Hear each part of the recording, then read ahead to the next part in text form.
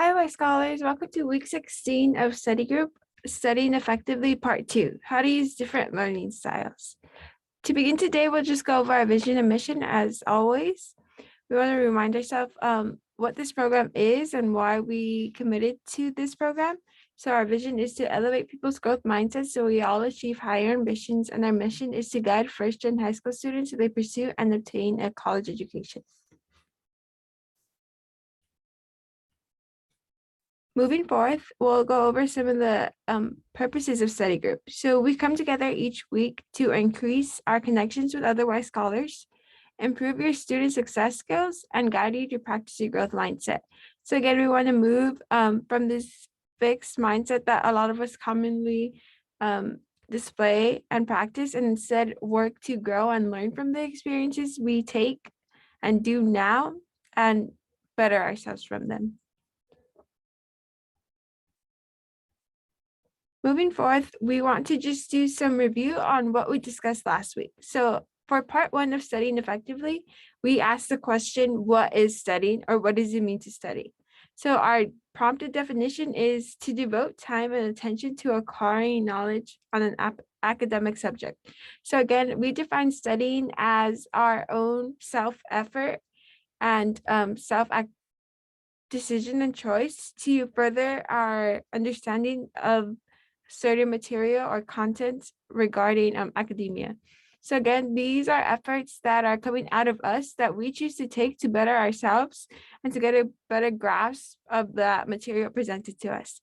So we discussed last week that studying is not just doing homework, because again, homework is something that is assigned to you. More often than not, students are motivated to do homework, not necessarily because they want to increase their understanding, but because they know that homework is graded. So there's that incentive of a grade that drives them rather than their own personal desire to better their understanding.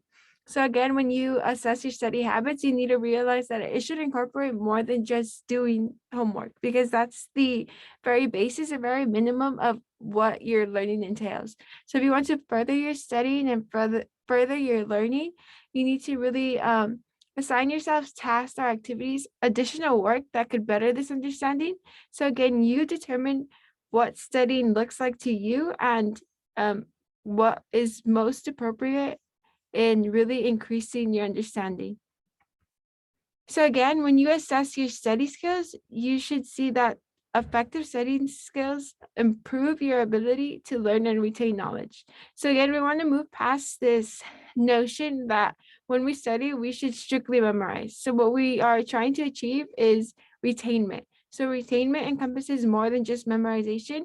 It also entails that you understand. So when you retain knowledge, again, it's that you know the content and you're able to explain it. You're able to really dive deep into the nitty-gritty details and come to the final conclusion that you are comfortable in your standing and in your understanding. And again, you know that you've learned. Moving forth, we discussed some of the benefits of developing effective studying skills. So when you develop effective studying skills, you will see that reflected in your test scores. So it helps improve your test scores when you have effective studying skills. Why? Because you know how to prepare. You have a set guideline on how to get you to that really achievement that you want for yourself. So again, it's reflected back on your work when you are using effective studying skills. Besides that, it helps you learn and retain information for a longer term. So again, when you're studying effectively, you know that it's proving to work, or they are effective studying skills, because your ability to really obtain an understanding and go deeper into the content demonstrates that. Additionally, when you are using and developing effective studying skills, it helps you feel confident to manage any assignment effectively. Why is this? Because again, you see that improvement in your grades on test scores and whatnot, and this gives you the motivation to continue on. You're more confident that you're able to really tackle these assignments that present themselves and do so effectively, because again, your grades really speak to your potential. So when you're developing effective studying skills, again, this boosts your confidence, which really works to your benefit, because again, you are more motivated and really driven to do the work. So this week, we are going to cover studying effectively, part 2, how to use different learning styles. So one of the reasons why we're diving into the different use of learning styles and how to really integrate these is because, again, these strategies help you realize that you could take charge of your learning abilities, regardless of what the teacher might help you with throughout the semester. So again, when you're using different learning styles, this is you showing that you are more than capable of steering your learning. So today's section will be successful if we get to know each other, learn about audiovisual and tactile learning styles, and practice the use of different combos of the ABT learning styles to complement your study. So what have you heard about different learning styles? Last semester, we touched upon the 3: auditory, visual, and tactile. So again, auditory has to do with your senses and hearing, while visual, again, is your eyesight. And tactile is more of the hands-on. So using your different senses to really communicate and integrate yourself into the work that you put yourself to. So before we have the common notion of kind of practicing the mindset that you learn best with only one learning style. And we see now that that's a myth. Why? Because when you use only one learning style, you're limiting yourself. So the truth is, using different combos of learning styles for different classes and activities will lead to effective learning. Utilizing more than one style makes you more well-rounded as a student. You could apply different techniques to various situations. So there's no one right way to learn. So again, there are different strategies that we can facilitate to help us in how well we remember and learn concepts. So a mix of approaches will make our best studying strategies. Different learning styles give you more tools to study. So why limit yourself? When you want to go ahead and approach a subject, try using a combo of these different learning styles. Use them to your benefit and learn when they're most appropriate and how to really emphasize these in your learning. So again, just to cover, the different learning styles here are auditory, visual, and tactile.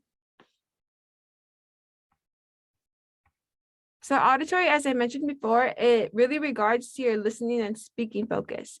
So there's different ways this could look like in your own learning. So again, when you're studying, you can see your auditory learning style in use when you read text out loud, when you review flashcards out loud, when you listen to videos. So when you go ahead and go to YouTube, you look for those crash course videos, Khan Academy, you're hearing that content. When you teach others, because again, you are communicating. So you're using your voice to really communicate and say out loud those concepts. And you have others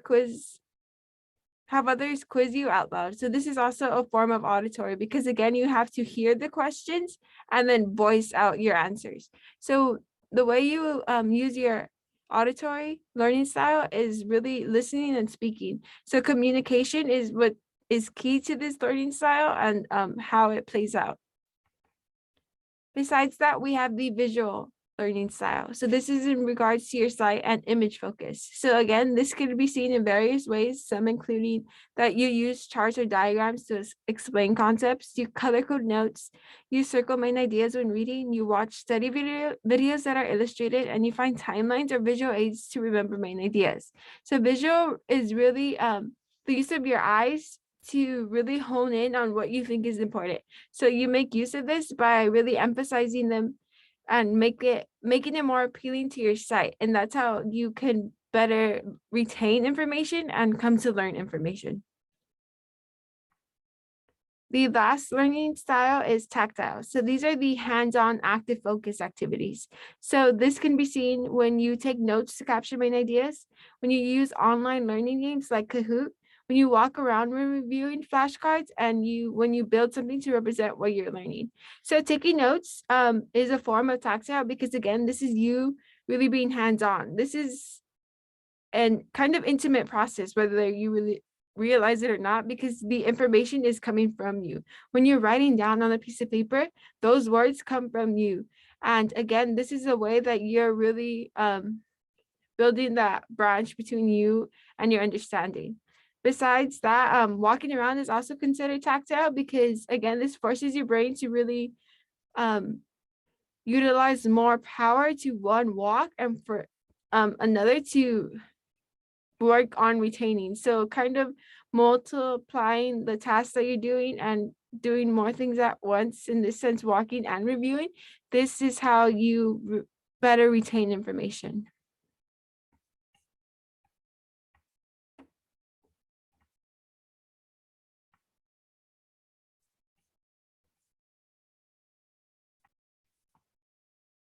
So the real take-home message from today's study group material is that trying and combining different learning styles can improve your ability to learn. So again, you don't want to limit yourself by believing in the notion that only one learning style works, that one shoe fits all.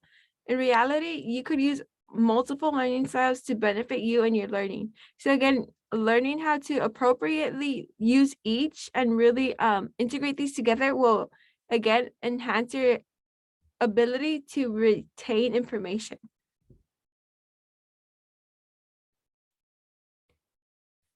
So the last thing for today is just our final assignment of the week.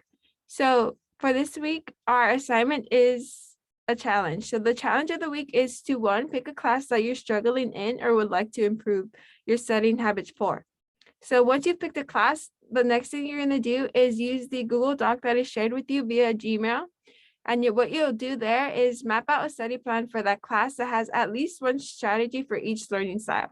So again, the first thing is to pick your class, and next you are going to give examples of how you could use each learning style to your benefit to improve your standing in that class. So again, this is all going to be recorded in our study group Google Doc, which is shared with you via email. So if there's any questions, always feel free to reach out to me. So again, this is part one of our assignments, is really mapping out our study plan. And next week we'll come together again to do a reflection part to see how well we utilized the different learning styles and how effective it was combining them all. Thank you, and I hope you have a good rest of your week.